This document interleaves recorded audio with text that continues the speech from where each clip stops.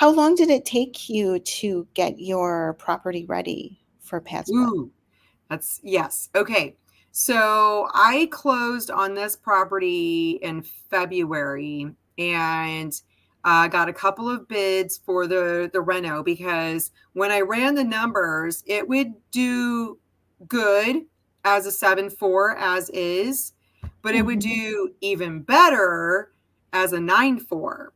I could have mhm. actually done a 10.4, but then I felt Yeah, like no, I packing bodies in. I don't want to do that. right. So I left it with a 9.4. That meant that I needed to add 2 rooms. Mhm. So I wasn't tearing walls down. I was adding Pretty walls. well. And I actually videoed that all on Facebook. It's Yeah, on, yeah, I yeah, you remember. can check Yeah. that out. Yes. And I did up a little punch list of everything that needed to happen in each space. And then I would go through every day or every other day to see how we were doing.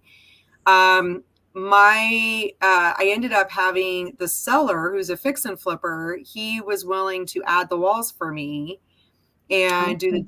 the duct work and the electrical, all of that.